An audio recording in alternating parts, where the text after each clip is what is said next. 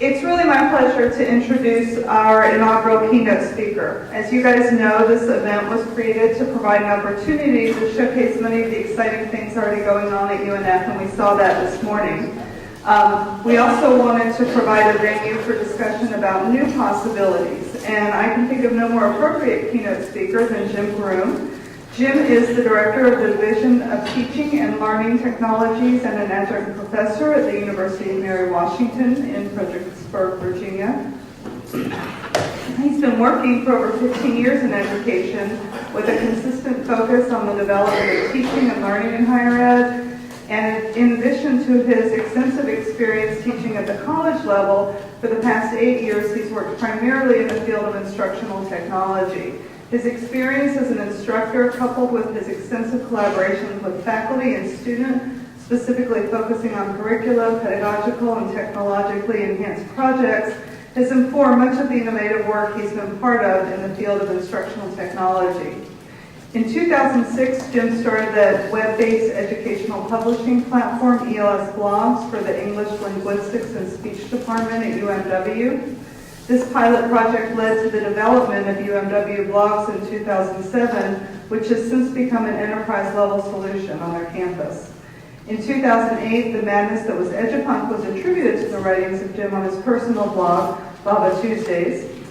In 2010, he reimagined the Computer Science 106 course on digital storytelling at UMW as an open online community referred to as DS 106, an experiment in teaching and learning on the web that is still going strong and has been celebrated internationally as a compelling community-based approach to online learning. And I think we're going to hear more about that today. Last year, the Chronicle named Jim as one of 12 tech innovators who are transforming campuses.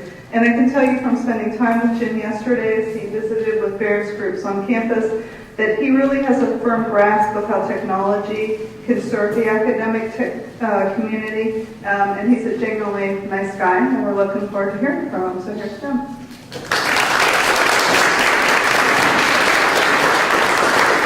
Hi, how you all doing? I'm Jim Groom. I want to talk to you a little bit about, first, before I do anything, I want to actually thank Justin in particular for his punctilious attention to all details to get me here, to get me a bed, to get me a car. I thought he was going to be there in the morning with a cup of coffee. I mean, the guy was there. So Justin, I just want to say thank you. And please. And more than that, I want to say thank you to the entire UNF community. I came here yesterday and I was kind of embedded in your community all day. You know, you guys were kind of tired of me, and by the end of the day, I was asking you more questions and wondering more about that. You're like, wait, I thought we brought you here to help us. It never works that way, though. It always works the opposite. I come into a community, I learn as much about you and from you as you might learn from me. And one of the things I picked up on UNF so far is that there is a strong sense of community here. I can't judge your school, I can't judge your courses. I can only judge you by the people you have in front of me. And I got really excited about what you have here and what you're building. So that's an exciting time, and I'm really honored to be your first speaker at this, what is going to be a kind of long, seasoned Legacies event. So thank you. Now, I actually do have something else to talk about. I'm going to talk about this thing called DS 106. And the title of this talk, This Course Could Be Your Life, is actually taken from a 1980s punk band called Minutemen. And basically the idea is not that you should celebrate this course like a fanboy girl, but the idea that the teaching and learning experience, the idea of imagining where you stand within that environment, is something that's akin to the DIY punk experience, right? It's akin to actually taking control of the means of production, presentation, and excitement. Now, a big thing about innovation that I've been learning, and I think I've been maturing since the EduPunk madness, and one of the things I learned that innovation never happens in a bubble. And it's never out of someone's genius head, like Athena from Zeus's head just emerges. It actually comes from a community of people doing just what you're doing. And these are the people, this is the community I'm a part of. This is Martha Burtis, Andy Rush, Tim Owens, and our newest, a Jacksonville native, no less, Ryan Brazell. And this is actually our team. And I like to think of it, this is our band, right? This is, we get together and we rock. We do work. We experiment, we think, and I think by working with faculty, we kind of create a sense of who we are, a genre of ed tech, a sense of an ethos, what we believe in, and why online learning is important. I think a group needs to have some sense of this. Part of our ethos from the beginning has been experimentation. And because we're broke in a public institution, that means DIY. You know, if we had millions of dollars, we might have used millions of dollars, but we didn't. We had $6.95, actually $4.95 a month. And in 2004, 2005, as instructional technologists, each of us got a web hosting space and a domain. And it's commodity hosting. We set up the domain, we set up the web host, and we started experimenting with open source tools. We started to see, what is this thing called WordPress? You know that software that runs Wikipedia? Actually, anyone can install it. You know that survey software that seems to be $1 million? Actually, there's something called Line Survey. And we started experimenting with all these different open source tools, right? We were actually in our garage, rocking. And no one actually put any limitations on us. No one said, you have to have this up in enterprise by next year. We were given the space to figure out what it is we wanted to do and how. And that space for experimentation, some people call it a sandbox, I like to think of it as a garage, is a place where you can imagine how this technology can kind of enhance and augment the teaching and learning process. Because I'm not going to sit here and say it's all about the people, it's not about the technology, because that would be ridiculous. I wouldn't be here if I hadn't thought about how the technology provides for possibilities within a community. Now, that's part of what we did. So you have this garage and you're rocking out for a year, but sooner or later you've got to come to a venue, right? You got to step up. You got to play. You got to see if, what you're doing. It may not be good, which is kind of what I liked about punk rock. They weren't very good, right? That was kind of what was nice about them. Like, there was a very low bar for success. You basically needed to have a guitar and pretend to play. Sid Vicious is a perfect example of this, if not tragic. But we actually started to experiment. What would a course, say, on WordPress look like?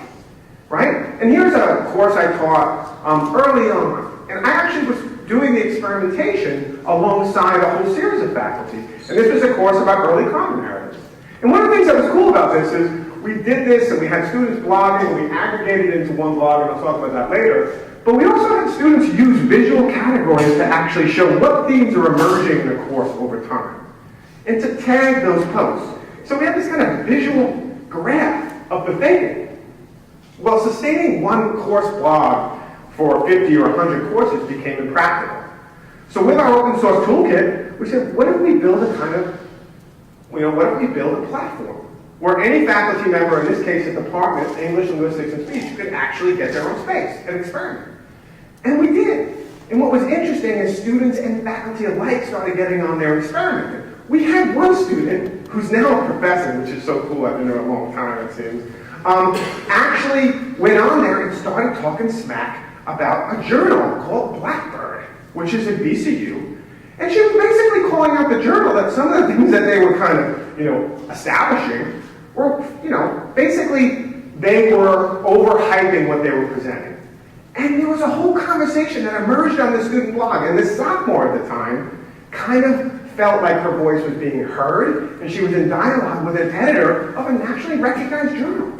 And I love that, because this idea of discourse, which is the premise of our university, was emerging. And the fact that they disagreed was all right. The fact that they were struggling over ideas was part of the process. And that happened because we had a platform that was open and online that anyone could use. And that grew. We actually went from ELS blogs, it was such a success that we opened it up for the entire community, which became UMW blogs, which is now, as Deb said, enterprise. Right? Whenever I hear that, I want to hide under some table. Your enterprise. Step into the enterprise. But it wasn't right. I mean, because what happened? How did this process become enterprise? It became enterprise because faculty and students saw the value of it. It was an organic relationship to thinking about having a place online to publish freely and to discourse freely. And so this kind of really took off. But it didn't take off just because it was a space online. It took off because it was reinforced by open pedagogy. One of the things that was interesting about these open source technologies, and that kind of changed the very design of how we taught and learned, is they were by default open.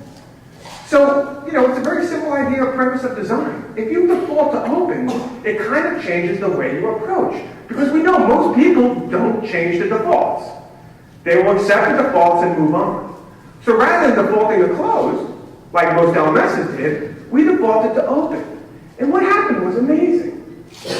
One of the things we did early on in 2006 is we had a whole series of students. They were in a course, 25 students. They broke up into groups of 5, and they created a journal from beginning to end. They went on Facebook, they went on Twitter, they got people to submit, they used Google Docs and all that to create this idea, and then in WordPress, they built it. They built the entire journal. And what was amazing about this is we now have 40 journals 6 years later or 7 years later, but we also have students who actually frame this as part of their portfolio. We know when UMW Blogs is down because those students are emailing us saying, hey, that's on my portfolio, why is your system down? And it's something that they actually think of as an artifact of their learning, as something they built, something they're proud of, and something that they can take with them. And that's an idea that we really started to work through more broadly as part of our experimentation. Here's another example, and I don't know why, but this is probably one of our most popular sites on UMW Blogs. People search Venice. They search for the term. And we get about 10,000 hits on this site every month. This is a journal created by undergrads with their research of Venice over the years, whether it be the Venice Film Festival, whether it be glass blowing, etc. And it's amazing how often their work is accessed as part of this open environment. And this is by Professor Mondrian. The previous professor was Claudia Emerson. I love this story. I spend a lot of time talking about visual storytelling, and I will in a second. But people always say to me, yeah, you and your digital storytelling, you're a technologist, you're a geek, that's easy for you. How can I do this? Well, we've seen examples already this morning, and I'll talk about a few of them. But here's an interesting example. This is a biology professor. He teaches histology, which from what I understand is the study of cells. And one of the things he noticed about what his students were doing is they were taking digital pictures through the microscope to study. So they were using the microscope, but they were kind of camera, taking pictures, and then uploading them on Facebook to share them.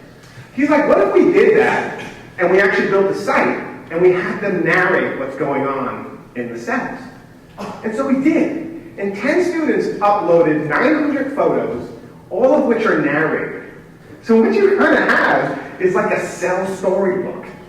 One day, this cell was hanging out next to the liver and found itself, right? That's not how the story went, because they're actually smart. But that's how my story would go. And it was interesting how science became a narrative. And I would argue every discipline has a narrative in which it's expressing and understanding itself. I think digital storytelling more broadly is that. And our approach to it, through the experimentation we did, is to trying to get disciplines to think about what the narrative of a particular class or of their course of study more generally is, and how do they integrate that into the course. It's an interesting kind of challenge. We also have civil rights leader James Farmer. He's one of the kind of really seminal figures of civil rights in America. And he actually taught at Mary Washington for a series of years at the end of his career. And this guy was one of the most amazing orators you'll ever listen to. He would get there and he would talk about his debates with Malcolm X. He would talk about hiding in a basement in Fredericksburg while, a series of gangs of people who wanted him dead and lynched were walking around the streets. And he would sit here in this booming voice. And for 12 weeks, would talk to our students about his experience. Just an amazing series that was on public television. Well, history professor Jeff McClurkin and his students found that archive of all those TVs, transcribed it, and put it online for anybody to watch. And what's interesting is our undergraduates, based on this portfolio or this publishing platform, are able to do what I think is primary research. To get that work, to find it, to contextualize it, and put it online. I mean, this is a resource for the world that our students are building and publishing. And it doesn't end there. One of the cool things about UMW blogs in terms of open pedagogy is that we can work with faculty to create very kind of simple but sophisticated databases. A really unique program at UMW was called Historic Preservation. Fredericksburg, really, it's like the Civil War is a current event. It's happening. It didn't happen one day, it's happening. And there's so much preservation going on around it. So that you have a whole series of houses that really tell a story about urban slavery that you really don't get anywhere else. So our students are actually creating a database alongside their professor in WordPress to preserve all this data and to present it and to map it. So you'll see there are map views. And this is all done with a simple open source tool that's emerged. And now we have 4 or 5 different instructors using databases for different reasons. A biology professor is using it for students to think about how you would actually create a database about proteins. And it's a fascinating experiment where the actual tool becomes the event for learning, which is a very different idea that the tool makes the learning possible. Actually, you're interrogating the tool to think about the learning. This is a story, and I have to say it, I kind of say it all the time. You know, you think, okay, you're out online, there's a million people out online, big deal, online, everyone's online now. Maybe you don't think that, maybe I just say that. But anyway, one of our English students wrote an essay about a short story written by an author who writes about disability issues. And he's a storyteller, you know, he's kind of celebrated, he's in the New York Times, Boston Globe, etc. He has something set up called a Google Alert. And the Google Alert basically just says, hey, someone's writing about you. And it comes up and you know it. So then you go to that site and say, what are you writing about me? Well, he had one set up for his name, and he found a student's post about his work.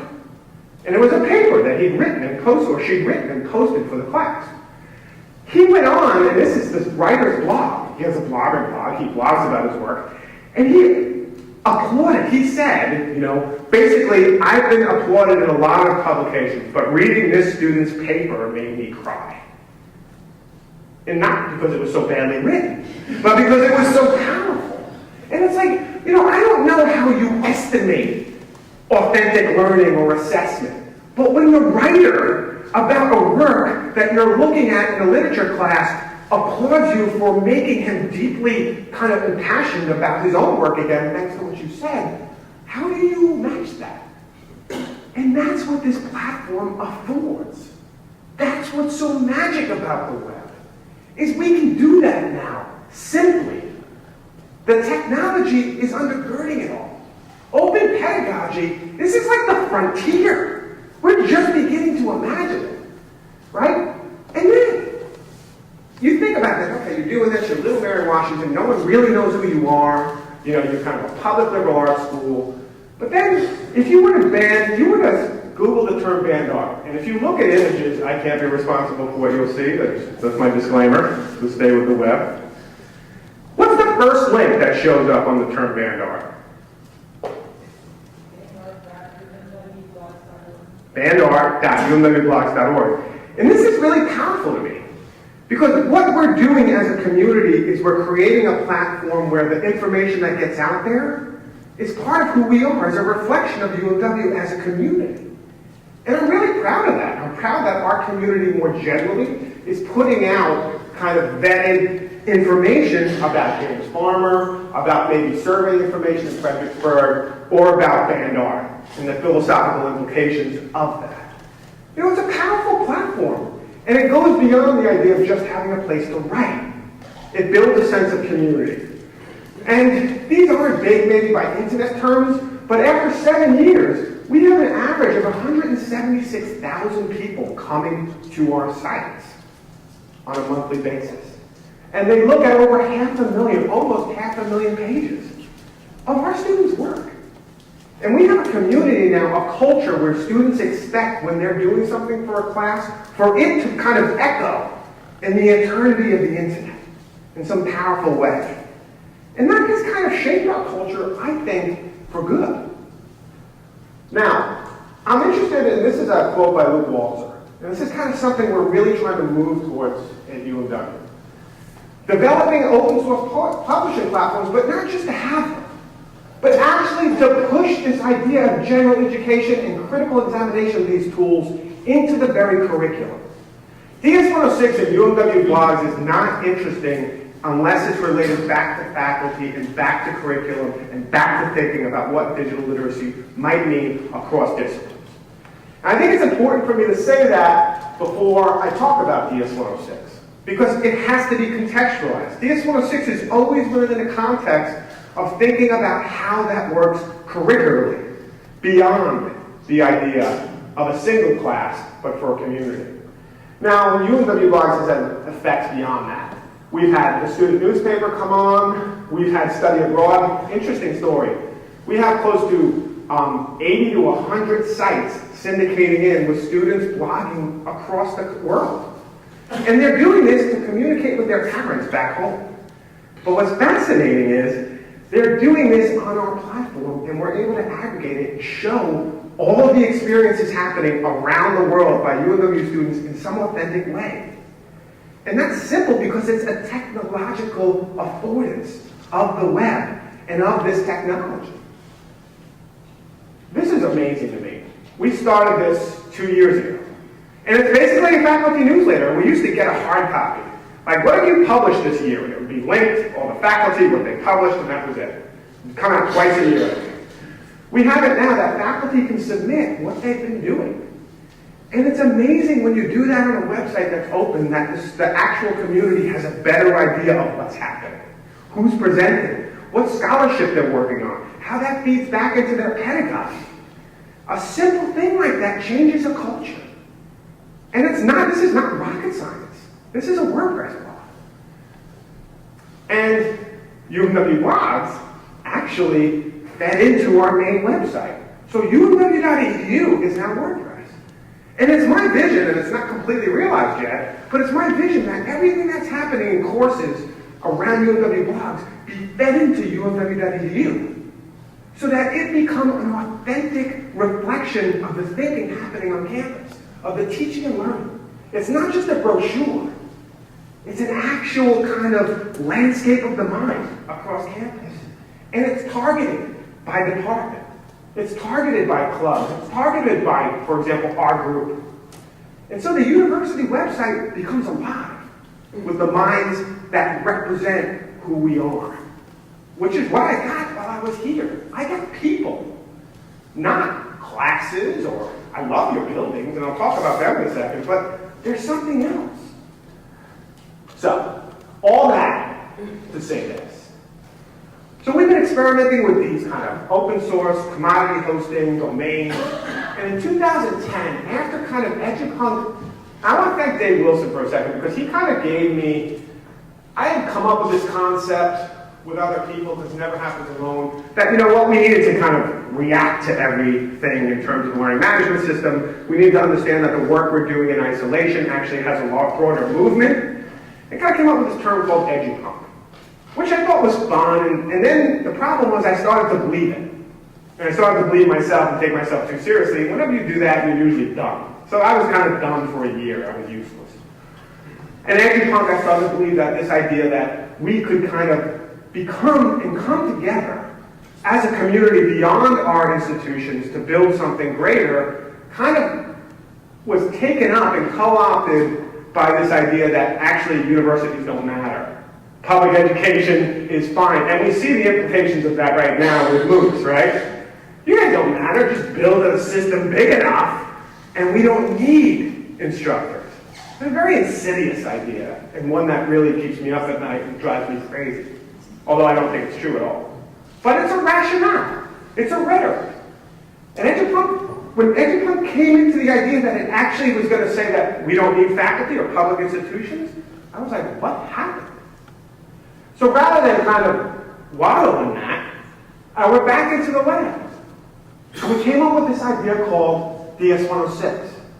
And the idea with DS-106 is a fascinating one. I didn't make this connection in 2010 when I started the class, but it's really becoming clear to me now. DS-106 was about the moment after the social.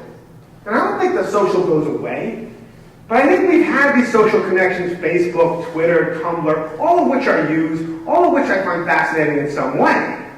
But one of the things as institutions of education that we're responsible for, and that's crucial, is this idea of thinking about what a person and a personal cyber infrastructure means. What does it mean when learning becomes personalized? What does it mean when we start thinking about not pushing you into third-party sites, but having you take control of your education? Be the sysadmin, so to speak, of your education, which is what Gardner Campbell says in this essay, and it's something I really strongly agree with. So, 2010, we started a class called CPSC 106, or Computer Science 106, or Digital Storytelling, which within a month became known as DS 106, which I don't know what that means, but what's interesting is it's not politicized. EduPunk, everyone's like, screw you, punk. Or like, yeah, rocker, I'm a rocker, not a punk. Am I involved? I'm into hip-hop, am I involved? And it's not about that. It's about an idea of what it means to consider yourself as part of a process of creation and empowerment. And so that got lost. DS-106, it's hard to politicize that because it's just a number and some letters. And it became this space where every student who was part of the class had to get their own domain and web hosting. And they had to do what we did with the Bluest experiment. Play with open source tools, build their own space, interrogate the web, understand that they control their data, not Facebook. This is stuff they need to think about critically to be intelligent, digitally literate citizens. And that was kind of the vision. And it worked. We had students in their own space syndicating into this one course hub. And all the work they did was there, and you could see it as a community, but they owned it. It was their personal spaces. And then, which was a stroke of genius, thanks to Tom Woodward, who dreamed it up, and Martha Burtis, who built it, we built something called an assignment bank. And these assignment banks actually show the categories of the classes. We did stuff with video, design, visual, audio, mashups, fan fiction, etc. These were categories of the class. And I had the 10 assignments. These are your holy 10 assignments. Right? You ever see History of the World Part 1? These are the 20 commandments, and then one tablet breaks 10 commandments. So I was like really proud of my 10 assignments. They were the best assignments any instructor had ever come up with. Just ask me. I would tell you that was true. And then Tom Woodward said, you know what, your assignments are decent, but they're not that good. And then I cried, and I cried some more, and then I got over myself a little bit, but not entirely. And we came up with this idea of what if we seed some assignments in the assignment bank, but tell students, if you don't like our assignments, fine, submit your own. And we did. And students did that. They started submitting assignments, some of which they found on the web, some of which they were actually building the class as it was happening. They were participating in what the curriculum was. They were helping us build the plane as it was flying, if that metaphor means anything to you, and it was awesome. Right? Oh, let me go back. They had this. This is like remixed game covers. If you're an Atari 2600 fan, it's hard to not be excited when you see that. Because I'm a child of the 70s and 80s. That gives me goosebumps just looking at that art. And it's a particular form of design. And that's one of my favorite parts of the class is when we talk about design. Another thing happened, and the student submitted this, Daniel Zimmerman, who's actually still very much part of the community, he submitted something called DS-106 propaganda posters. And I was interested in this because what came up earlier was this idea of millennials want community, engagement, and notoriety. And I think that's exactly what DS-106 gives them. Community, engagement, and notoriety, like I'll talk about, like nobody's business. So here's the example of an assignment. They submit it, they describe what you need to do, and you'll see these stars here. These stars are not how good it is, it's how difficult it is, based on what the student's feedback. So at the beginning of the semester, I would say for week 2, you have to do 30 stars of design assignments. And they'll go in and they'll start doing them. And they'll say, how do I do them? I'm like, well, your students, you guys need to come up with tutorials and share them. And so students build the tutorials that the other students learn from. And then you have to actually tag them a certain way, and your course assignments come up.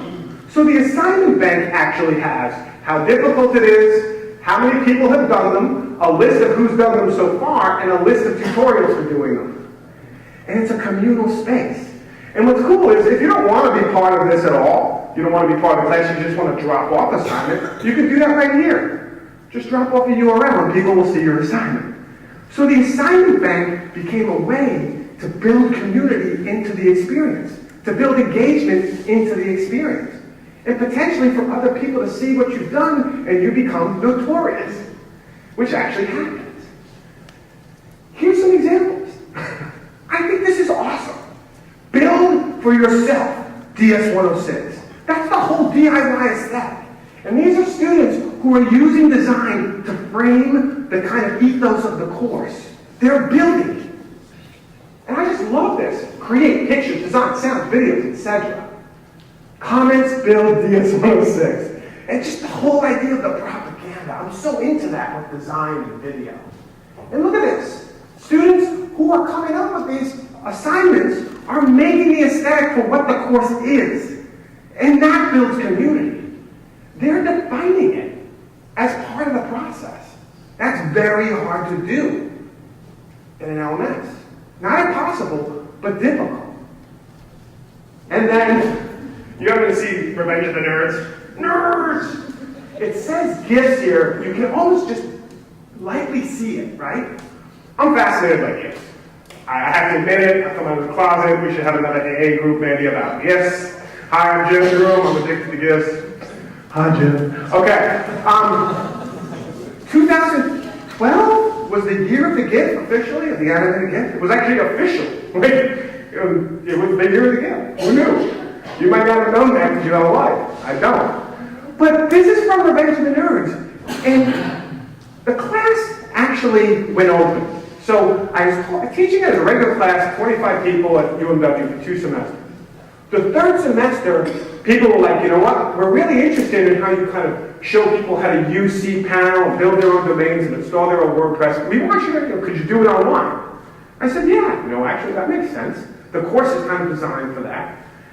And so before the course, we started thinking about what does good design for a community look like? Everybody had their own spaces, they syndicated to a hub, build a kind of assignment repository so that people can submit stuff, and you build community around that.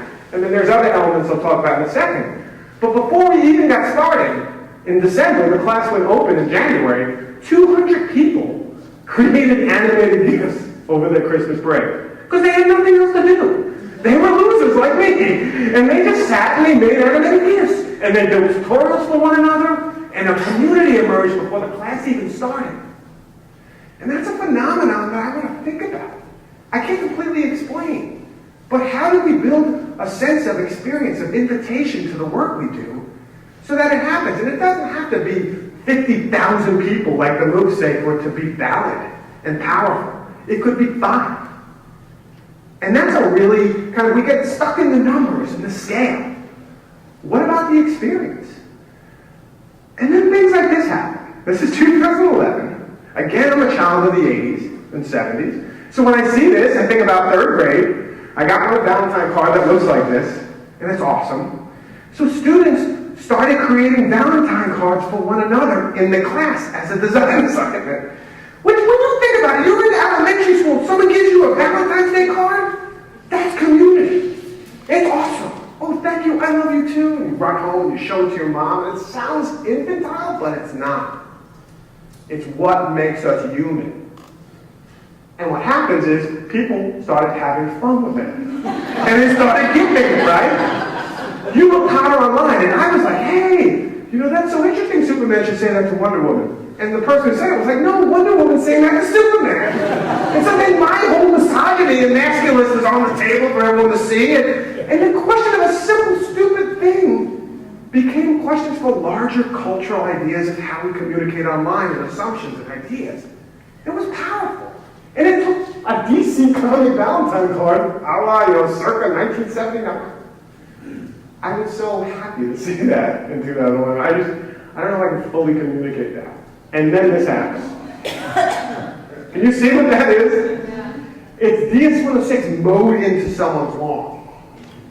The thing about this lawn is, so A, that's insane, right? Why would someone do this? I don't know. Add to that, this is a lawn in Melbourne, Australia.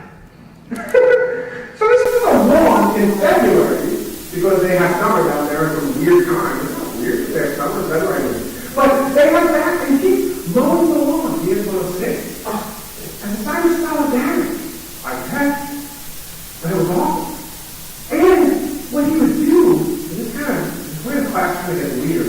I don't know exactly about if the one person was weird. The rest of the whole thing is weird.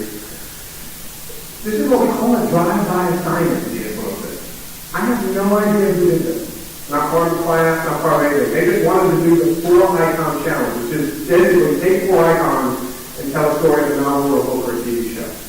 They did it, they dropped it all, never to see it again. What does it mean that someone's doing drive-by assignments? And then, people like that stuff, well, I'm writing. They're just having fun. Imagine. And then this happened, which is really weird. The Daily Creative. We used to use, for our digital photography, we used a site called the Daily Shoot, which basically was an awesome design. People would take a picture based on an assignment. So it would say, like, take a picture of angles. And people would go wherever they are in the world and take a picture of something showing an angle. And they would upload it to Flickr with certain tags. And it would aggregate to one kind of site, where you could go and you could see hundreds of pictures of people and how they interpreted the assignment. It was beautiful. And it was like, that's how you learn in a community, by osmosis. And you use the aggregation to demonstrate that. It's really powerful, kind of learning design theory, and it's fun. So they went down. The site, the photographers who built it said, we're not going to support it anymore. And we're like, oh no, what are we going to do with weeks 2 and 3 of the class? Well, we use WordPress to build our own, thanks to Tim Owens, who works alongside us. Martha Burtis works at DTLT. Tim Owens works at DTLT. You see the whole culture? This is not shit through. This is a community.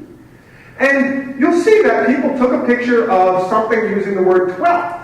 And so you'll see a cat, you'll see, I don't know what it is because it's too small, you'll see guitars. And then if you go, you can click on it and you'll see this. This is someone's cat named 12. And they have a narrative about their cat. And it's compelling, and there's a sense of community built into that because now you know this person has a cat named 12. And they love it. Because everybody on the internet loves cats for some weird reason. And I see that Deb is trying to counter that with more dogs in search, which I think is actually probably a good program. Then something happened that I think is cool. Students, for their projects, had to come up with kind of some way of helping build out the course site. So we had students who built out something called Inspire, which was a site where people would submit the work that inspired them as part of the course. Because the way DS-106 works is you can see everything everybody has done before you. So this is a way of this community that's taking the class to kind of acknowledge the community that came before them. And maybe prepare the community that's coming after them.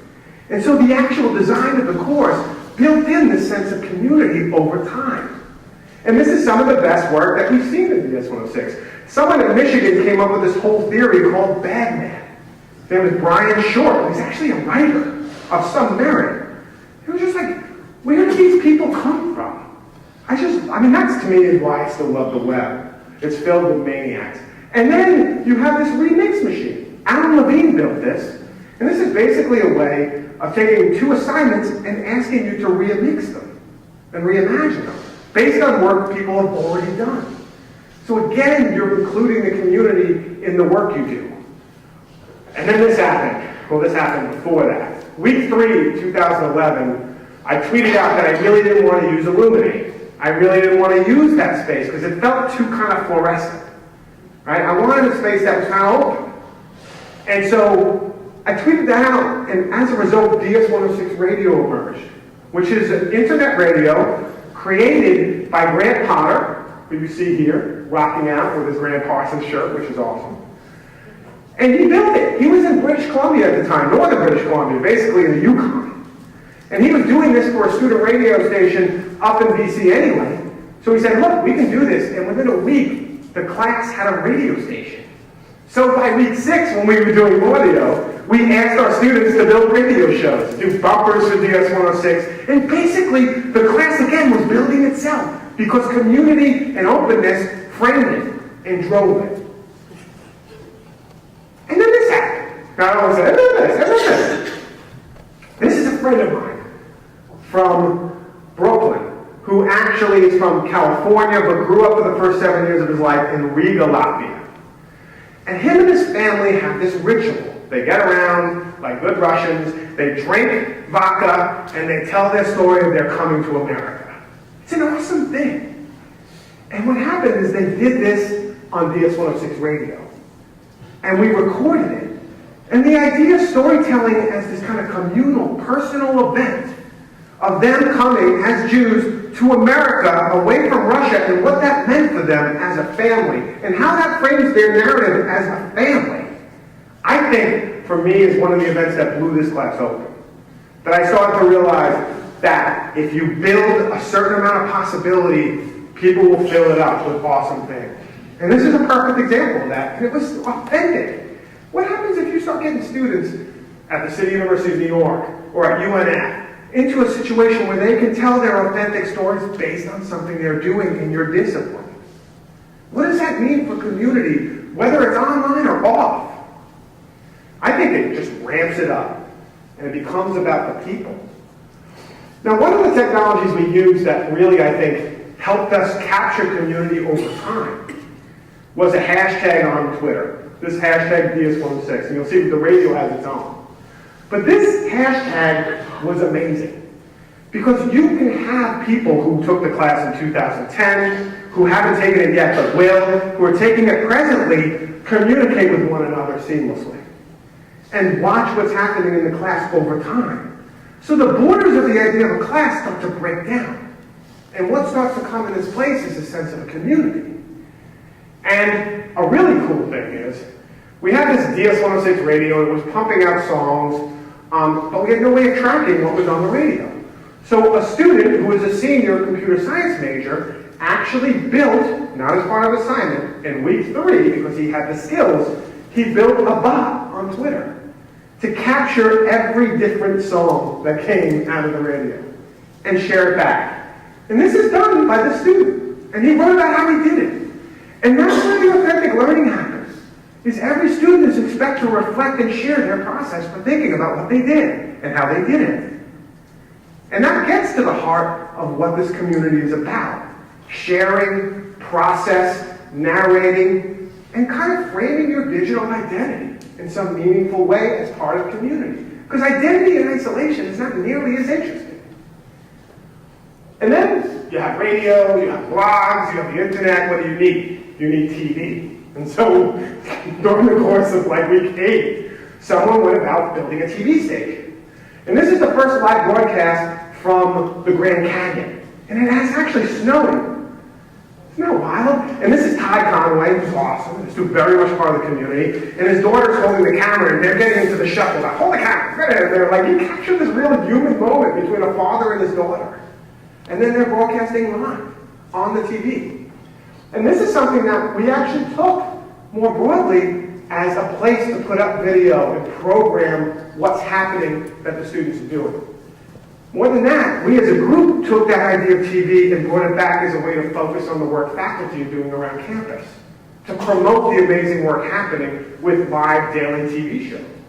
And it was really cool because we had faculty come in and talk to us about their work, talk to us about what they're doing. And that wasn't happening anywhere else on campus, amazingly. And then this, right? Someone built a Minecraft server, set it up, and people just went in there and started building it. And DS-106, I love this big kind of, that's Noise Professor. That's a big DS-106 monument. Someone built a streaming lava monument. Someone built a roller coaster. I couldn't even tell you how. But this was just a place for them to play. And they did. And it lived out its life, and then it went on. But that's just the beginning. In 2011, in the summer, we did something that I still think is probably the craziest thing I've ever done as an innovative experiment. And I want to see if this plays. It might have an ad, and if it does, I'm going to shut it down. I tried to get it so that it plays. Don't be an ad. Oh, it's not. Good. The battle for the mind of North America will be fought in the video arena. The video drum. The television screen is the retina of the mind's eye. Therefore, the television screen is part of the physical structure of the brain. Therefore, whatever appears on the television screen emerges as raw experience for those who watch it. Therefore, television is reality, and reality is less than television. Max, I'm so glad you... I love that. Okay. What does that mean? Well, that's Videodrome. 1984-85, David Cronenberg, crazy Canadian director, did a lot of awesome films, Scanners, Existence, History of Violence, you name it. This is a film he did where that character who's talking through the TV is Dr. Oblivion, Brian Oblivion. And the whole thing about Brian Oblivion is he's never had face-to-face contact with anyone for 25 years. It's only been mediated by the television. And that's why he's talking about the mind's eye, and television is reality, and everything less than television is not, etc. It's just crazy philosophical stuff. Cronenberg was actually a student of Marshall McLuhan in Toronto. So there's actually that connection of that kind of media theory, and everyone's revisiting McLuhan and his genius later because we didn't have the internet yet to understand it. So you have this, and this is a kind of movie that I come back to as a kind of inspiration. So, in the summer, what we call the Summer of Oblivion, I took on the character for an online class of Dr. Oblivion. I shaved my head, I kind of took off my beard, and I became Dr. Oblivion. The whole idea is I haven't dealt with anyone except through the internet for 25 years. Although the internet wasn't really 25, or at least the web wasn't 25 years. So it was a kind of, and I taught this class like this, and students didn't know that it was a prank.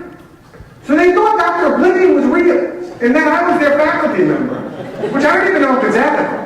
And I was actually speaking to them for 3 days, like, you need to set up an avatar, and I was boring, and I was terrible. And by the third day, I had a breakdown, literally. I had shaved my head and all that without telling my wife. She was like, what's going on? Like, she was like, stay away from me. My kids were calling me Dr. Oblivion. So I was having that identity crisis. But then on the third day, I didn't know clearly who I was. And I'm not even saying that as a joke. There's some reality to that. So I told everyone in my office, I'm done. I can't do Dr. Oblivion. It was a bust. And so Martha Burtis was like, well, maybe not. Why don't you just have Dr. Oblivion go missing? And then you, Jim Groom, the TA, take over. So we did. And people built missing posters as part of the class. And these went up in LA, these went up in New York City, the subway, and they had this whole DS106 hashtag, and people were like, what's going on? It was just like alternative reality. And then this started to emerge, and I was like, that's crazy. And then Dr. Oblivion went missing, Jim Groom was the TA, but Jim Groom as the TA kind of became power hungry. And he wanted to like start banishing students from the class because they weren't listening to him, because there was some kind of... So the class itself revolted. And they formed something called DS107. And this is a video of that. Seriously. On the march, sectionalism rocks the Oblivionite canvas. TA Jim Groom goes mad with power and banishes DS106ers en masse. The family Oblivion pickers while DS106 burns, and so clearly new leadership is needed. First martyr to the cause after the Oblivions is Araba, who was banished from DS106 after questioning Groom's seemingly absolute authority. So let it be noted in the annals of history that DS106 is hereby dissolved, its power over our minds illusory, and its message of total student domination illegitimate. From the ashes of DS106 arises a new order, DS107, led by none, controlled by none, for the benefit of all who seek relief from the oppression of the TA. We are the true heirs of the legacy of Dr. Oblivion, and we declare... That's the student who made it. His name's Alan McDowell. There's Dr. Oblivion. And what's interesting about this student is he's a vet. He just got back from Afghanistan, he was taking his course, and he was fascinated by propaganda. So as the course started to emerge with the storyline, he started to make these news on the march videos. And they became the kind of calling card for the class. So Al Liddell was actually framing the class for everybody else with these videos. And then, I became, they were slandered because I really wasn't a bad TA, but don't listen to them. And then there was a rebellion. The Storify captures the rebellion. If you're interested in that, I'll post this. But then other people became infected. So this is Andy Rush, who I work alongside of, and he was doing this very boring video, but then you cut back to him and he's got the oblivion hair. And I just love that it became like this trope. And, it wasn't all perfect. It kind of jumped the shark. Here's Martha Burtis, Martha Burtis actually kidnaps Jim Groom and then puts him and Dr. Oblivion in a basement at a summer camp, and she takes over, but she actually was the one who was starting to kill students and trying to kill Dr. Oblivion, and that's when they kind of jumped the shark, because you shouldn't kill your students as part of a summer class, especially online.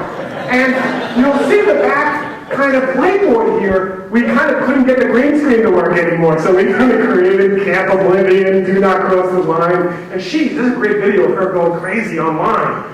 And we as a group, talking about a band, started to kind of become sitcom writers. And the online course became this kind of experience. And I don't recommend anyone try this for online necessarily. I don't know if this is a model, which is why I always feel inadequate. Because I'm not necessarily giving you models of success. But I am trying to get you to think that we have only just begun to think about what's possible with online learning. This is a nascent field, filled with awesome possibility.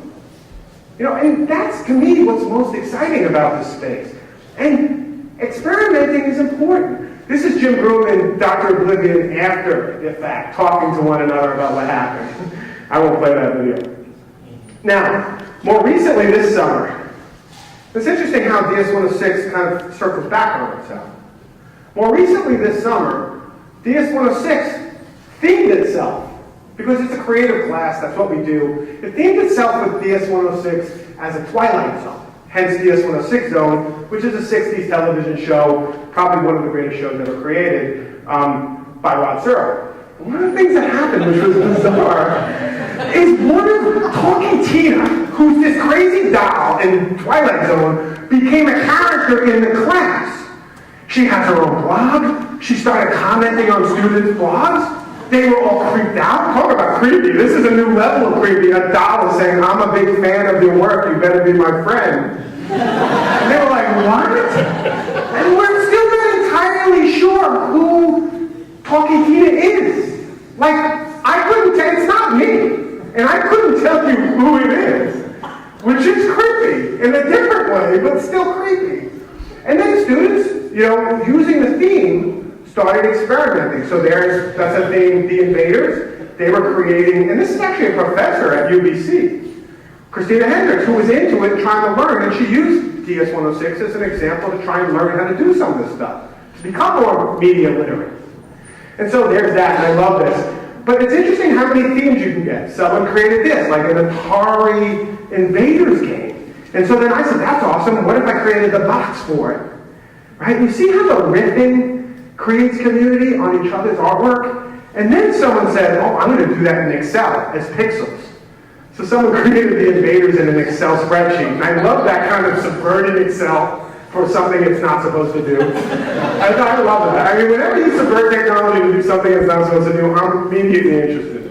And then someone did this, which is brilliant. It looks, it's actually Robert McNamara, who I believe was the Secretary of Defense at the time when the Invaders happened, writing a memo about the Invaders. So using that as a new way to tell the story. Which is like, how do you come up with that? I just love, this is a student reimagining the possibilities of presenting what they've learned and how. And that's great. It's like having a revolt. Someone did a DS-106, did an animated GIF of rolling up. Did an animated GIF of rolling up in time. Then someone turned around and turned it into a book cover. Then someone turned around and did the Midnight Sun book cover, which is that one with endless night or endless day, depending on which version. And then someone, I don't know if you know Twilight Zone that well, but in the Midnight Sun, which is one of my favorite episodes, it's apocalyptic, so it's very appropriate to our moment. she was painting. So one of the students came up with the idea of having her have an art show based on her painting and created the banner for it. And I was like, you know, sometimes something as loose as a theme to get at this is enough. Eye of the Beholder, probably the most famous Twilight Zone episode. And then people started creating animated GIF trading cards. And it was interesting, because the class started trading cards. Which is so weird, because that's such a retro baseball, Star Wars, remember the Star Wars trading cards? There was an assignment for that. Someone took it, modified it for DS-106 known, and started taking animated GIFs from the actual show. And then, okay. And I'm going to go through this quickly, because I'm talking so much, I have to stop. All this led to, it's not just about Dr. Oblivion, animated GIFs, aren't we great, see you later. It actually led to something that I think is why I'm here and why I believe in what we're doing. It led to the idea of every student having a domain of their own. Or, to kind of misquote Virginia Woolf, right? Everyone needs a room of one's own, some money and some independence to actually be a great artist, to actually realize their potential. And she was talking about this in particular to women in the early 20th century. And I'm not trying to make that equation because she's Virginia Woolf. We're talking about the day we're going. I'm not trying to, so with apologies to her. But what if we gave students their own space? What if we gave them control of who they are, of the work they do as part of their community, and syndicated back in? Here's a great example before we even came up with this idea. The blog is called HireHassan.com. And this kid Hassan, who was awesome, just said, I want to create a site so people will hire me. And he did. And we supported it. We had another student who was part of DS-106, and then she went on, she became a digital media kind of minor, and also history. She created this portfolio, which actually got her a job at PBS as a videographer. That's real learning, and that's a real outcome, and that's really awesome for her and for a community of people who are trying to build that into their students. So we said, you know what? As of last year, we did a pilot. 400 faculty and students got their own domain and web hosting. They did the Bluehost experiment. We did. You see that circle around? And the technology is there that it's possible. Tim Owens, who actually was a student at DS-106, was working at Longwood University and was repairing computers. He took DS-106, phenomenal. I said, you know what, you should come work with us at DTLT. And he did. And he built the infrastructure for domain of one's own. I mean, there's something cool about that story. And it's about people out there creating, wanting to be part of the community. And when you give it to them, it pays forward for everybody. Especially DTLT. Especially us. Now, as of last month, we are offering, we never require anything. We're offering every UMW freshman their own domain and web hosting. We'll pay for it their whole career, even a year after. And then when they're done, they make a decision. Do I want to keep that and go with it, or do they not? And it's a place for them to experiment like we did a decade. And hopefully with similar results. Faculty are doing it. We brought 30 faculty. We developed them in this space. So not only do they build their own portfolio spaces at their own domains, but they start thinking about how this reflects directly on their teaching, and how they inhabit the web, and how they can maybe use the web as a space for their teaching. Because at its best, an online course should in some ways mimic the possibilities of the web. Right? This decentered kind of engaging rabbit hole that you fall into as part of a learning expedition. And people use it even more traditionally, right? This is a hardcore just resume site. But what's great about this is it has a faculty member thinking critically about what his identity is. When people search Stephen Farnsworth, they find what he wants them to find. They don't find LinkedIn, where log in to see more. They don't find Facebook. They find him. In a frame of him that he's controlled. Same goes for our students. And for me, that's what this is about. Empowering individuals to control who they are online. And another faculty site, And that's where I'll end. I mean, what we're doing here, more generally, is not about a particular technology, though it depends integrally on it, but it's about an ethos that a group has come together around. An ethos of openness, an ethos of experimentation, and an ethos of kind of come together and doing something as a community, right? And not feeling limited by money or resources. And that's why this presentation could be your life. That's all I got. Thank you.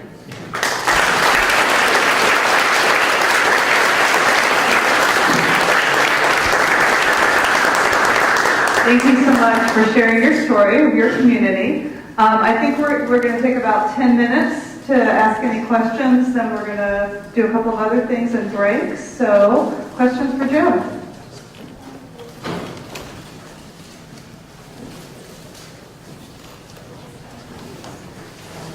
I kind of have two questions. One is about just privacy issues for students, and the second is what do you do about negative feedback from outside the course? Yeah, that's a good question.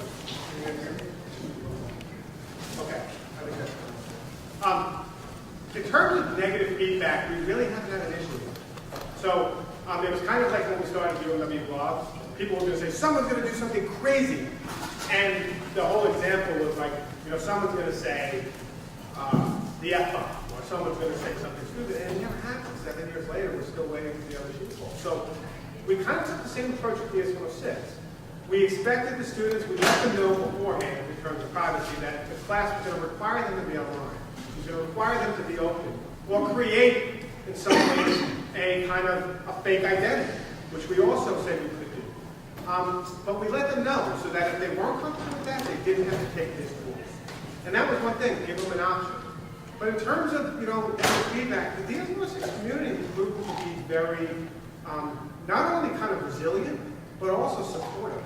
You have professionals in the field of ed tech and beyond who are supporting students at Mary Washington who are paid for credit to get the best advice from people who know what they're saying and doing.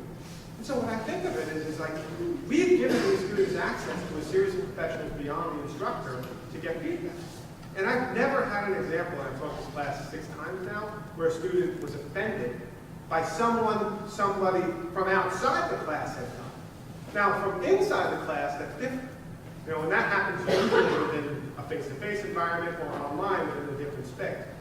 So that could happen, and if it does happen, I think you deal with it like you deal with anything. Trolls are the web, right? They are another part of it. Just go to YouTube and look at the comments. And I think, the whole don't feed the trolls, that's a very good philosophy to live by. And to understand that when you learn out in the open, that's an important lesson. And there's a movement right now to the idea of we need to create safe spaces for our students. And I actually don't believe that. I believe maybe students in some places might require that, but I believe that students need to be out in the open. And I think they need to be forming their identity as part of their process. They're adults. They need to think through this stuff critically. And the web is not so unforgiving that if you say something stupid, it will haunt you for the rest of your life. Right? George W. Bush snorted cocaine on a regular basis, and he still became president. Right? Well, it's actually the whole idea there is that with the media scrutiny, people are expecting it. Look at Wiener. Look at his brain running for mayor again. Carlos Danger. I would think that the web actually, we've learned nothing else, that people are far more forgiving than we've ever been about who we are. I think in some ways that's made us all a little bit more human, which I think is awesome. I think powerful effects of the web that we often ignore, that I think it brings us together in a more human way than we've ever imagined. And that's why I think online learning on the web is such an amazing open sphere for experimentation. But that can't be all. Nothing about Dr. Oblivion? No one's going to attack me on that? I would. Okay, I have another question. Are students getting graded? Absolutely. Okay, how do you make sure that their content is original? Well, it's kind of hard for it not to be. Because every assignment that you do, you have to actually show the process of how you do it. So part of creating an assignment built into the class is let's not only put up the assignment of, say, the invaders creature you created on Excel, but talk about how you did it. So when you require them to demonstrate their process, it actually kind of forgoes some of that. And not exactly the same. I love the whole Google Hangouts idea of kind of talking with students very intimately. But at 3 points in the semester, I meet with each student individually on Skype. And I talk about their process. And I talk about where they are, how they're doing, because it's hard to overcome a sense of alienation in online courses. It's something we're really still trying to work through. And so my way of bridging that is very similar to Google Hangouts, which I love as an idea of kind of public demonstration of knowledge. But I just kind of used it as a space to kind of connect with them at several points over the course of the semester. Also, I can't praise Twitter enough for this. Twitter allows me to talk smack about my students. And there's something great about that. Like, I do that in a face-to-face class. Like, I kid with them and joke with them. And Twitter brings that back. So I can have these offhanded conversations, and they love it, or they don't love it. And if they don't love it, they don't say anything on Twitter. It's one way to avoid being smacked off. But if they do, it creates a sense of community that is really powerful, and it's also that community that's not directly linked to assessment or tests or science. It's linked to that other part of the education process we never talk about.